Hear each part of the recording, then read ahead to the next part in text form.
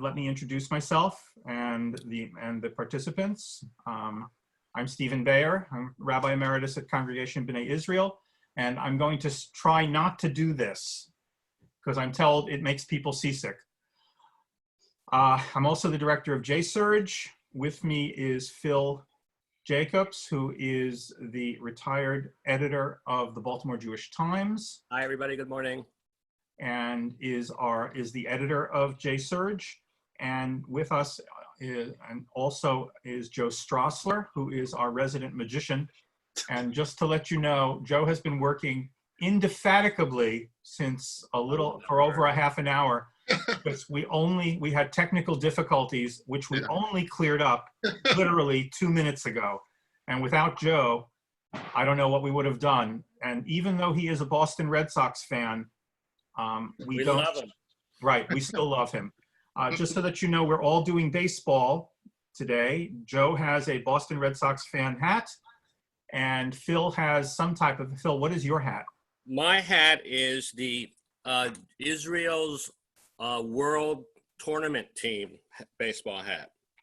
They actually qualified for the Olympics this year. And when will the Olympics be held? Oh, probably about 40 years from now.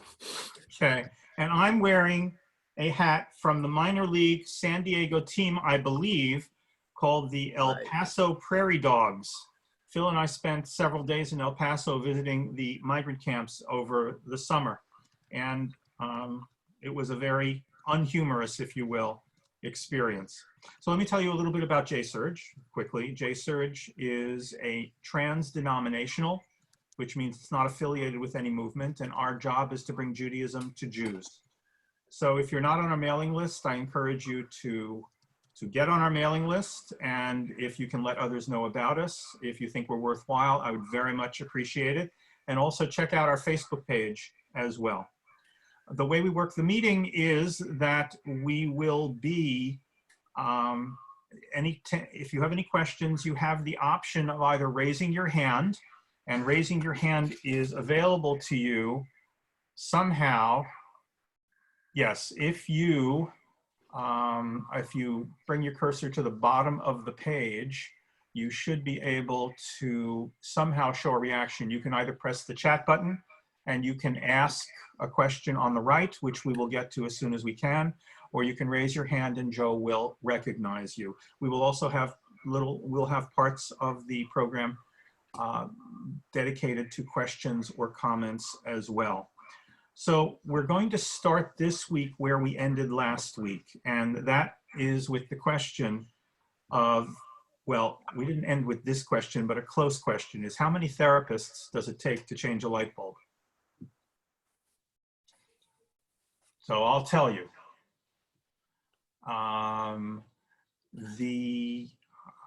It takes one therapist, but the light bulb has to want to change, okay?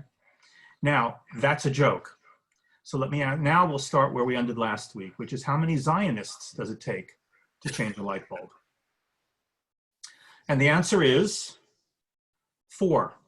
And by the way, the answer does change every now and then, but 4. 1 to donate the light bulb, 1 to screw the light bulb in, 1 to proclaim that the entire Jewish people stand behind this action, and 1 to proclaim that this is the worst thing that's ever happened to Judaism and will destroy the Jewish people.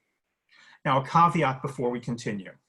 This is not an excursus of humor. We're not going to be delving into an academic pursuit. We might be touching on it, but we're not going to be delving into it. We're just going to be talking about Jewish humor in a general sense.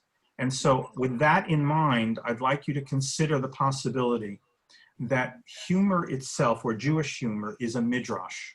Midrash is a rabbinic invention, if you will, that takes the text of the Torah and it fleshes it out. It answers questions that the text does not answer, and it raises questions as well. In Midrash, we look for interpretation. We look at a text and we ask the questions, and we find possible new meanings, or we discover original meanings. But the important part of Midrash is that we create new teachings. It's a way of showing respect for the text, so that we don't take a text that's 3,000 years old and consign it to the shelf of history, and if you will, give it a vote, but not a veto. And it allows us to take the text and let it breathe and grow as we change and evolve. So I'm going to take, for instance, we have the burning bush, it's Passover. And Moses has, according to the text of the Torah in the book of Exodus, Moses sees this burning bush. He goes up to the burning bush and God approaches him. And then the rest is history, or at least the rest is the Haggadah. So it's very nice. It's a very nice vignette. And if you've seen The Prince of Egypt, it's done very nicely. And with Charlton Heston, it's done pretty well. By the way, as an aside, do you know that the voice of God in the Ten Commandments was Cecil B. DeMille? Think about that. It's very Freudian. But the Midrash then takes the question, or it takes the vignette of the burning bush, and it asks the following question. How long was the burning bush burning? Now that may seem like a nothing question, because obviously it was burning when Moses saw it. But think about how that question changes the narrative and creates new meaning.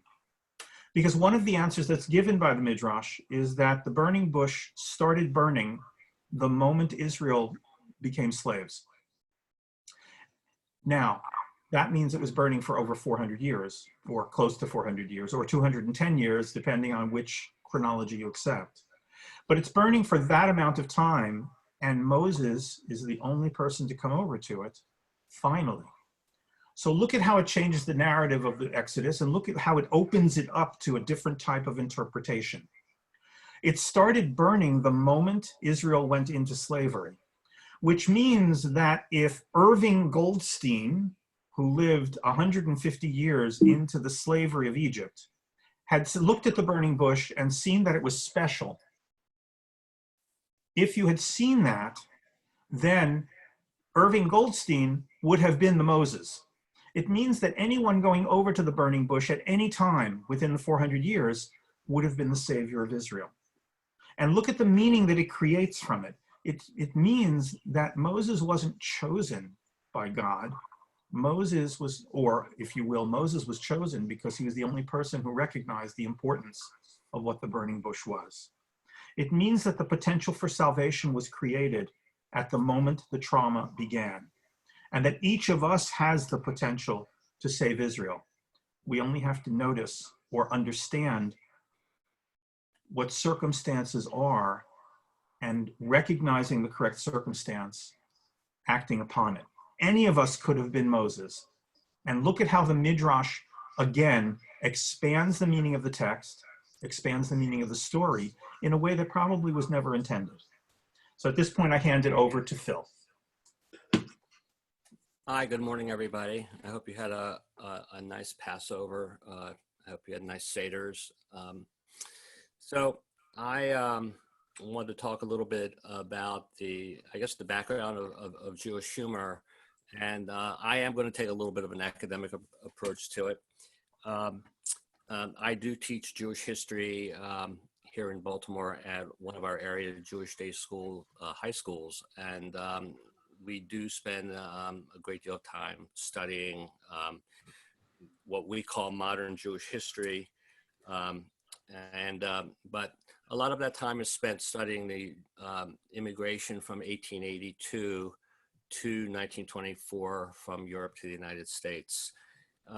Jewish humor, one scholar writes, is all about coping, and I think we probably all knew that.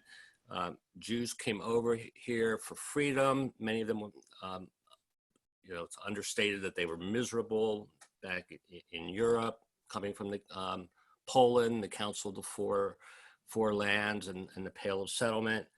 But by altering their perspective on life, they could accept the unsympathetic views of the outside world. Here in the United States, jokes seem to be, or humor seemed to be, an internal affair. It was kind of an inside job, an inside joke. I mentioned last week that in 1978, Time Magazine actually did a poll or a study, and they found in 1978 that something like 80% of all stand-up comedians were Jewish. So you can see that it carries what came over as something belonging to Jews with Yiddishisms, became American. And I mean, I can vouch for that kind of personally. I spent several years as a bartender of all things here in Baltimore at a obviously a non-Jewish crowd, but I would say more than half of the comedians that I heard coming into this particular bar were not Jewish, yet they were telling Jewish jokes. How much do Jews care about Jewish humor in the United States? There is data on that. In 2013, the Pew Research Group, in doing up their portrait of American Jews, found that 43% of American Jews that they surveyed cared about Israel. 42% thought that being a good Jew meant you had to have a good sense of humor. And 26% thought that being a good Jew meant that you had to have some tie to religion. So humor took a higher number than religion. The highest numbers, by the way, were remembering the Holocaust, interestingly enough, at 73%, and leading an ethical life at 69%. But then came caring about Israel, then came Jewish humor. We kind of move forward after coming into the United States. The names that we all know are pretty much tied into vaudeville. What was happening at the time was Jews were doing their damnedest to become American. Tin Pan Alley, Irving Berlin, his most famous songs, "God Bless America" and "White Christmas." So this same kind of thing was happening on stage with Jewish humor as well. We can go back and we can look at the wise men of Chelm, one Chelm story, which is more important, the sun or the moon? What a silly question, snaps the rabbi. The moon, of course, it shines at night when we really need it, but who needs the sun to shine when it's already broad daylight? These are kind of the roots. When you tell a story to a peasant, he laughs 3 times. The first time he laughs is when you tell him the joke. The second time is when it's explained to him. And the third time is when he understands it. Again, that kind of feeling comes into the harbors in New York. Billy Crystal says Yiddish is a language of coughing and spitting. It has a tremendous sense of timing. It's a physical kind of humor, a glance, a gesture, an emotion, but it's really for a repressed people. Words are readily available weapons. And I think that the words are readily available weapons are, that's kind of the underground of all this, or the surface of all this. There's 2 faces of Yiddish humor, as they say. One is internal, where the joke is a groom says, "Rabbi, can you have sex just by standing up?" And the rabbi says, "Absolutely not. That would lead to mixed dancing." Then there's the external. A Catholic boy says to a Jewish boy, "My priest knows more than your rabbi." And the Jewish boy says, "Of course, you guys tell him everything." So the Yiddish theater carried humor along. I guess the most famous comedian of our time was Molly Picon. She and her husband, again, living kind of the American dream. They buy a house in upstate New York and they call it Shea Schmendrick. This carries over quickly over to the Borscht Belt. And I'm going to get into that in a couple minutes after I turn it over to Rabbi Steve. So the question then is, what is humor? If you look up the word humor in the dictionary, you'll find that it is the quality of being amusing. And what is Jewish humor? Yes, it is amusing. It's amusing in many different ways. As Phil has introduced, there's a quality to Jewish humor, many different qualities, There's derogatory humor, there's self-deprecating, but a large section of Jewish humor is much more than humor, and that's why we talk about midrash, because much more, a large section of Jewish humor is much more than just a laugh. It's, if you would, it can be used, Jewish humor is used as a teaching tool. Jewish humor can be a method of commentary. It can be making a point that will be remembered. When Groucho Marx was not given entrance into an exclusive club that did not allow Jews, he wrote a letter to the club in which he stated that since he was married to a non-Jew and since his child was half non-Jewish, could they use the swimming pool up to their waists? And then could they then do only half of the things? Now, that's funny, so to speak, but it also makes a point. And the point is dependent upon who's receiving it and who's getting it. So let's talk about Bugs Bunny. Bugs Bunny is my favorite cartoon, always has been. And the reason it is that if you can remember your Bugs Bunny cartoons, if you saw them as a child, and I know that no one here is old enough to have seen Bugs Bunny as a child, but if you saw Bugs Bunny as a child, you know that it's a slapstick type of humor. And Elmer Fudd always is the loser. But if you see Bugs Bunny as an adult, what you get is a completely different view, because Bugs Bunny, and the reason he has always been my favorite is that Bugs Bunny as a cartoon was funny on different levels, and it was created that way. It was created as a cartoon so that parents would be willing to sit down with their children and watch it, because there's an element of sarcasm and of social commentary in the Bugs Bunny cartoons themselves that appeal both to adults and to children. The children love the slapstick, but the adults love the humor. My favorite Bugs Bunny cartoon is when Elmer Fudd literally quits during the cartoon. He's had enough of Bugs Bunny. He quits, he pulls out his contract, and he addresses the camera to Mr. Warner, who of course is Warner Brothers. And he then goes into this riff about how horrible Mr. Warner is. And then by the end of the cartoon, he has to tear up his torn up contract. So Jewish humor is on many different levels. So let's go back to the Zionists. How many Zionists does it take to change a light bulb? And we have 4 of them. Now, I don't know if any of you have ever been on a board of a congregation or of let's say a nonprofit, a Jewish nonprofit. But how often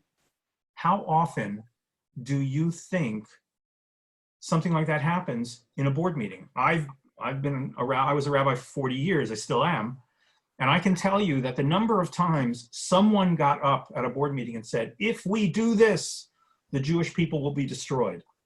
Now, one of my teachers is named Erwin Kula, and Erwin used to say that the most arrogant feature of the Jew is that we tend to think that everything we do is so important that the Jewish people stand on it or don't. So that joke of the 4 Zionists doing a light bulb is really social commentary. And it's funnier to a certain extent because it is social commentary. Because it takes a person to donate the light bulb, but that person who donates the light bulb isn't the one who screws it in. And the one who screws it in is not the spokesman. There are 4 people at a bus stop, and someone from the Pew study stops, and he asks them a question. Now, there's a person from China, a person from Russia, a person from the United States, and a person from Israel. And the Pew person asks the following question: excuse me, what is your opinion of the shortage of meat in Africa? And the Russian says, what's an opinion? The person from the US says, what's a shortage? The person from Russia says, what's meat? And the Israeli says, what's excuse me? Think about that for a second, because that's so true. And I can give you chapter and verse of the times in Israel when excuse me would have worked really well. But think about the question, think about the joke in a more meaningful manner, which is, what exactly is that joke saying? It's social commentary on 4 different cultures. It's meant for Israel, but it really does hit everyone else. So I'm going to hand it back to Phil, and then when I come back, I'm going to be talking about subversion. I'm back. Okay, so moving right along here, um, Yiddish humor becomes American Jewish humor. If you look at history, the United States goes ahead and curtails the flow of immigration from Europe in 1924, and now we're in a situation where there truly is suffering going on in Europe. We're in post-World War I times. We're between the two great wars, and this is where the I guess it's safe to say the Jews who were still in Europe are finding out that no, they're not really Germans according to the Germans. They're not really Polish according to the Poles. They're Jews. Here in America, the Jews who came in through Ellis Island and Galveston, they're doing their best to leave that behind to some extent, but they're also working hard to become American. So these Yiddish jokes are now becoming Jewish jokes, are now becoming American jokes. So Yiddish humor becomes this Jewish American humor, and where does it really takes off, and that's between 1920 and 1970 in the area that we love to call the Catskills. Okay, the bungalow colonies, the boarding houses, the big hotels, the summer camp retreats. It was the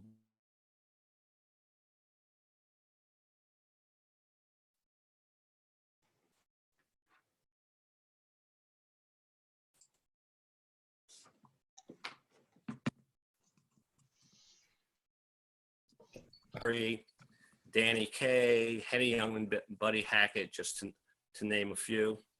And some of these people became stars. They became big stars.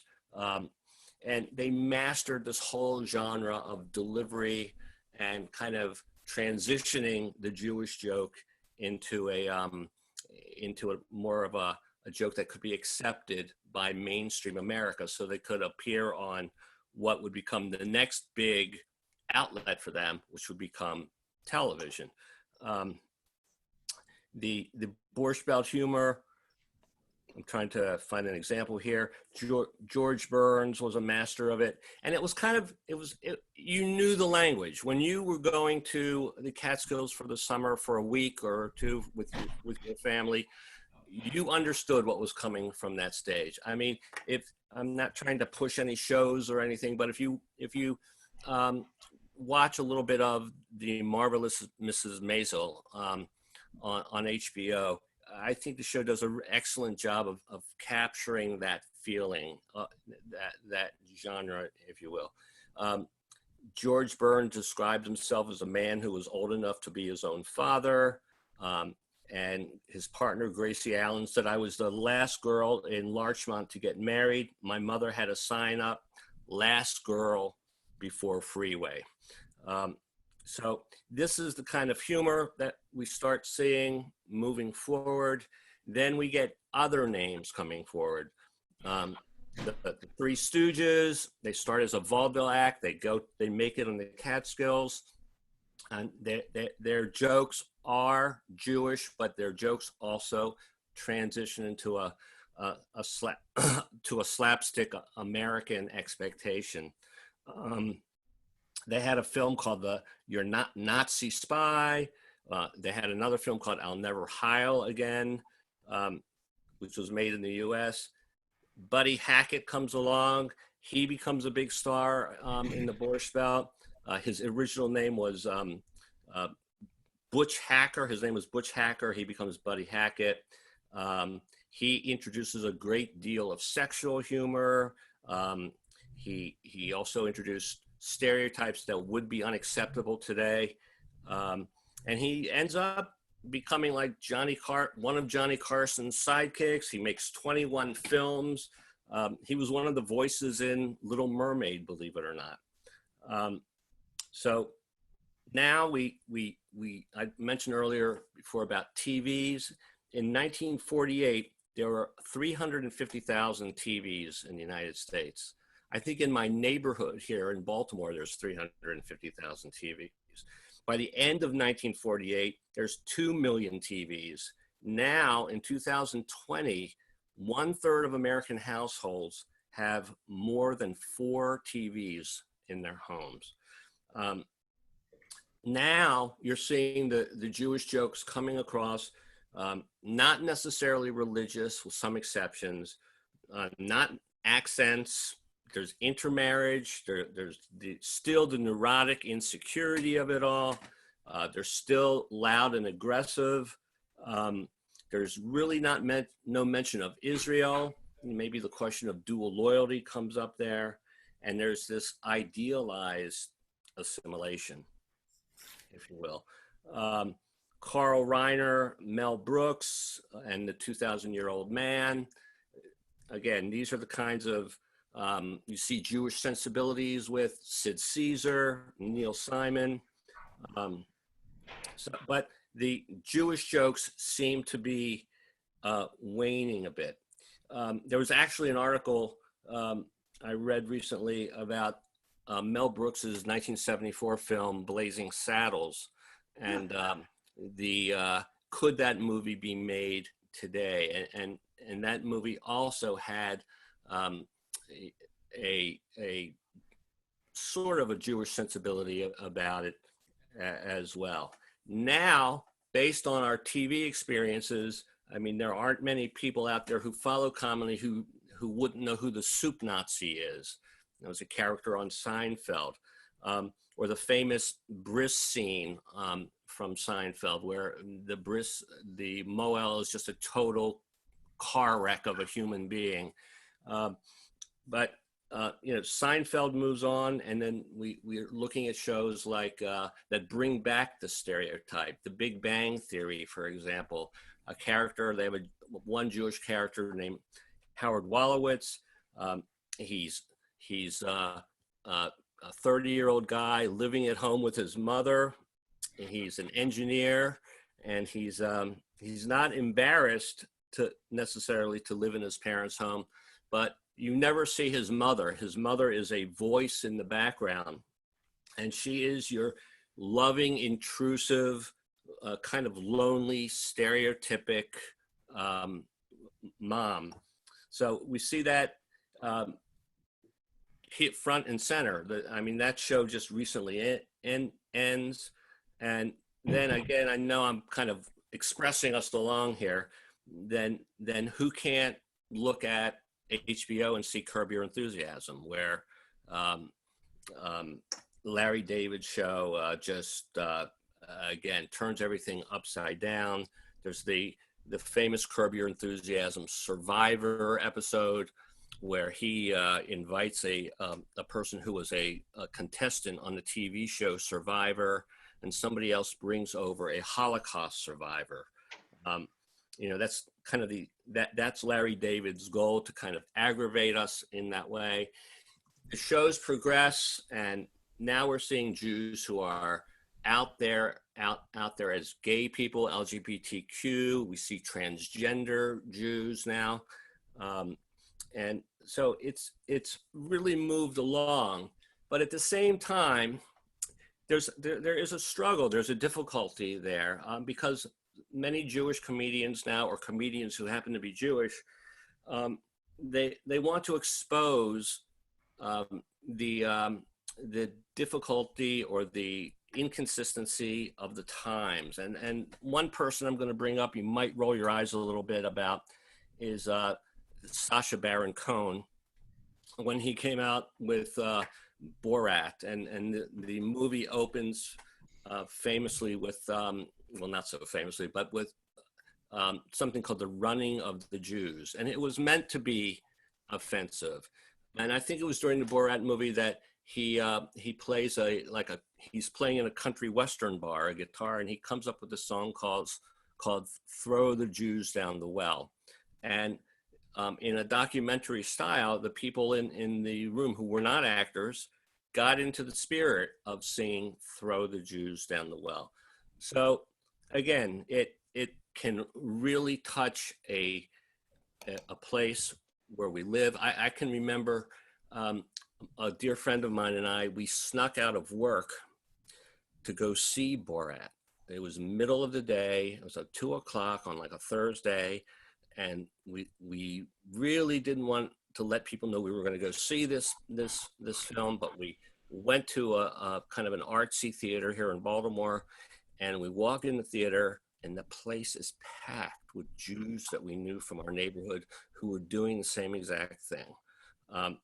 They wanted to see the message that Sacha Baron Cohen was giving us. To go all the way out on the edge, now you're even seeing, and I mentioned this a little bit last week, you're seeing Jews talk about the Holocaust and even joke about the Holocaust. Mel Brooks, in the producers, he made fun of Hitler, but Mel Brooks would say you can make fun of Hitler, but you can't make fun of the Holocaust itself. So you have the famous comedian Sarah Silverman saying on camera that my Nana was in one of the more upscale concentration camps. Instead of a number on her wrist, she had the words "bedazzled." So I don't know if you would think that's funny or not, but that is kind of if we're taking the temperature of Jewish humor today, maybe it's not too soon now for Jewish comedians to joke about even something as awful as the Holocaust. I think we're even seeing that now with the pandemic, if it's too soon or not to bring that up. So I know I've thrown a lot of mud up on the wall. I don't know what's going to stick or not. It was a quick journey, but again, going back to my experience as a teacher in a high school, the fact that the Jews that lived through what we call modern Jewish history, all the way from the Inquisition through the Holocaust, that there was a sense of humor somewhere in there. It was a survival technique, and we brought it here to this country, and I think to this day, it is still, to a great extent, still a survival technique. And it's something that we're sharing with everybody in recent years to help them survive as well. So I give it back over to Steve. So subversive humor, Sacha Baron Cohen is subversive, and Sarah Silverman is subversive, and they're subversive within the Jewish community itself. As an aside, I remember the first Buddy Hackett joke I remember was watching him tell this joke, which offended my mother no end, which was when he joined the army, he realized that after every meal, he didn't have this burning sensation that he had with his mother's cooking. And then that's when he learned what heartburn was, because he had grown up with heartburn as a fact of life. Subversive humor within the Jewish community is quite subversive. Couple of examples. Man comes to a rabbi and says, "Rabbi, I want to be a Kohen." The rabbi says, "Yeah, I really can't make you a Kohen, and the man says, "Rabbi, it is so important for me to be a Kohen. It is so important. I will do almost anything. I'm sorry, sir, but that's just not possible. Rabbi, it's worth $50,000 to me." And the rabbi says, it's worth $100,000. So the rabbi, for $100,000, says, okay. So he goes into his office, whips up this ritual, presto, change-o. He makes the man a Kohen, and the man the man is thrilled, writes out a check for $100,000 to the rabbi or to the synagogue, or however you want to deal with it. And the man's about to leave, and the rabbi says, "Just one question, if I may. Why do you want to be a Kohen?" "Oh, Rabbi, my father was a Kohen. My grandfather was a Kohen. I want to be a Kohen too." Now, the joke about that is you become a Kohen automatically if your father is a Kohen. Think of that humor, though. Who's being made fun of? Is it the rabbi being made fun of, or is it the man being made fun of? And think of the social commentary. Similarly, and I have to thank Joseph Telushkin for this joke, there wasn't enough money in the synagogue to pay the staff. So the president gets up at the board meeting and says, by the next board meeting, and we're calling an emergency board meeting in 1 week, we don't have the money for everyone. So therefore, every member of the board has to come up with some way of helping the rabbi and cantor. We can keep the rabbi, we can't keep the cantor. By the last time I told the joke, we could keep the cantor, we couldn't keep the rabbi, but we can't keep the cantor, there's just no way. So by next week, every member of the board has to figure out a way that we can help the cantor in non-financial ways. Next week, they have the board meeting, and the president of Men's Club gets up and he says, I'm a baker. I'm going to make sure that the cantor's family has bread throughout the year. Everyone's thrilled. Other says, I'm a plumber. I'm going to make sure he doesn't have to pay for plumbing. And they go down the line and they get to the president of sisterhood. And the president of sisterhood says, I will sleep with the cantor twice a week. Silence. And the president goes, what are you talking about? She said, well, after the last board meeting, I went home and I told my husband what we had to do. And his response was, screw the cantor. Think about that. It may or may not be funny, but it's hysterically subversive. Think about what it says about boards, what it says about cantors, what it says about rabbis, what it says about presidents. And finally, we come to both Phil's and my favorite vignette, which is Grandma is walking on the beach with Tatala, her little grandson, dressed to the nines. In fact, this one is dressed to the tens. Big wave comes up, pulls Tatala out to sea. Grandma looks up to heaven and says, please, I will do anything. Just bring him back to me. Next wave washes Tatala, a little worse for wear, right back next to her. Grandma looks at him and looks up and says, he had a hat. Think of the theological implications of that statement and think about it in joke form. When we talk about Jewish humor, and we talk about Jewish humor being somewhat midrashic and giving social commentary, but also allowing the text to breathe, this is the type of humor that within the Jewish community is causing us to, at least on some level, start thinking about what our community is like, what the values of our community are.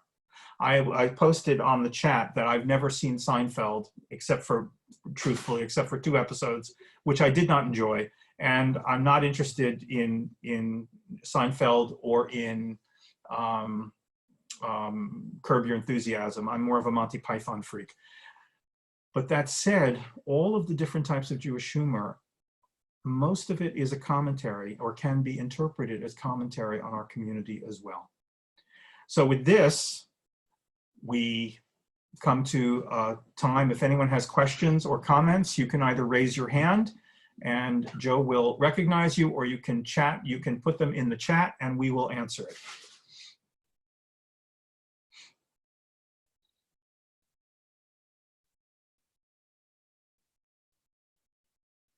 Right. Yes, go ahead. I am fascinated by how ubiquitous Jewish humor has become in American culture.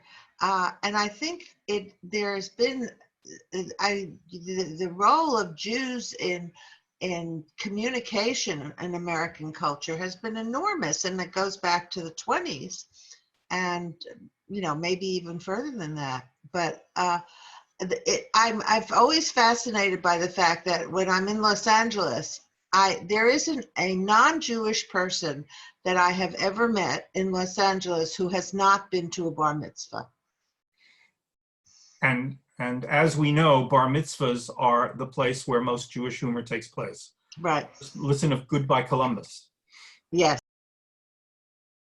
So I did not see the Saturday Night Seder last night, so I can't tell you what I thought of it. Although I did see something done by, he was on Seinfeld, George, whatever his name was. He has done. Jason Alexander. Jason Alexander has an awful lot of, he's got this wonderful video about the Seder with Dayenu, that it's enough. and Right. and it was quite amusing at times. So someone wants to address the two jokes that Phil said at the beginning, the one about the mixed dancing and the one about the priest versus the rabbi. I think that both can be told by Protestants about their ministers. And by the way, I have heard them let me give you an example of a joke. A man comes, an ocean liner sees they see the Tom Hanks movie, and they go by this deserted island, and they see this help sign. So they stop, they send out a lifeboat, and they meet this Jewish man who's been on the deserted island for years. And he's been very industrious. He's built a whole town. It's got a movie theater, it's got a butcher shop, it's got everything, and it's got 2 synagogues. Okay, so the captain of the ship says, why do you have 2 synagogues? And the man says, well, that's the one I pray in, and that's the one I wouldn't be caught dead in. Now, that is not a Jewish joke. I first saw that joke. I mean, I heard it as a Jewish joke, but I had occasion, and please don't ask why, I had occasion to read a book called The History of Wales. And that joke goes back 300 years. It's a Welsh joke that the Jews took. So you're right. I think many of the Jewish jokes could be told in a Christian context, especially Protestants, but they're not. And that's what's also fascinating. So it's really, a similar joke, by the way, is man goes to heaven, dies, goes to heaven, and finds out that everyone's right. There's a Buddhist heaven, there's a Muslim heaven, there's a Jewish heaven, and everything. And then he comes to a great wall with his spirit guide, and he turns to the angel and he says, what's behind the wall? And the angel says, shh, don't say anything. Behind that wall are the Satmar, the Hasidim, the Satmar Hasidim, and they think they're the only ones here. That is not a Jewish joke. That is a joke about the Missouri Synod Lutherans that was adapted to Judaism. But I've heard that joke more about Jews than I have about Missouri Synod Lutherans, who, by the way, are notoriously stereotypical of not having a sense of humor. So yes, the jokes do work very well, but you don't usually hear them in those contexts. A book about whales is nothing to blubber about. Rabbi Oresky.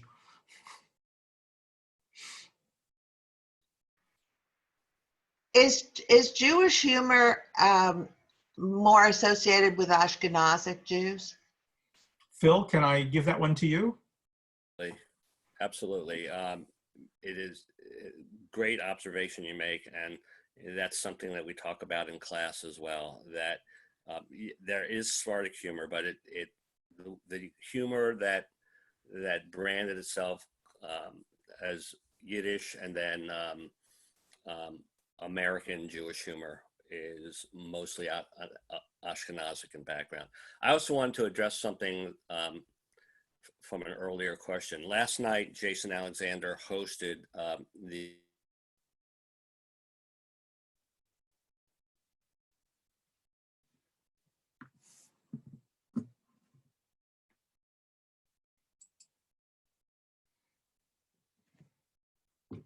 Phil, your audio has stopped.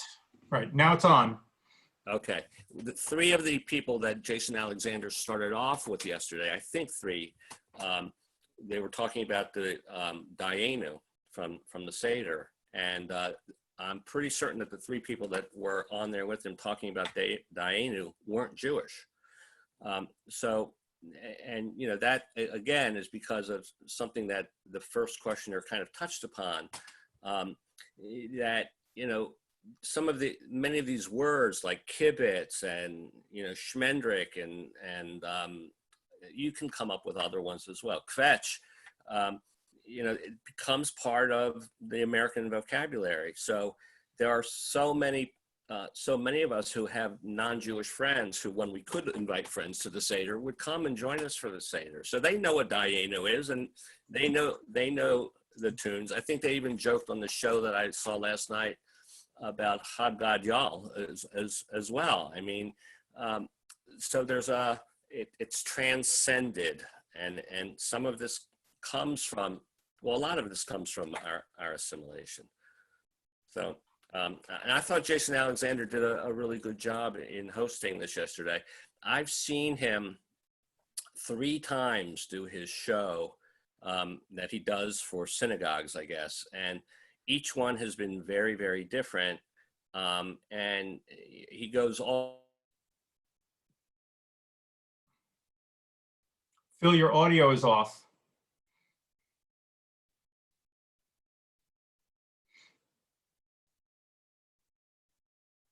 Well, I don't know what Phil was going to be saying. Career. Okay, there he's back. Okay. Oh, I'm sorry. I guess I'm freezing a little bit here. Anyway, and people do have questions to him about what it's like being Jewish and being on one of the most popular comedies in American television history. So anyway, that was a good, I thought a very good presentation yesterday that I watched after Shabbos was over about on the Seder. I recommend it. So this brings us to a close this week, and we encourage you and ask you, come back next week. We'll be talking about, among other things, Fiddler on the Roof, the negative parts of Jewish humor, and also our favorite jokes, among other reasons. And we wish you all a really wonderful rest of the holiday. Have a easy fast on Yom Kippur, and take care. Bye.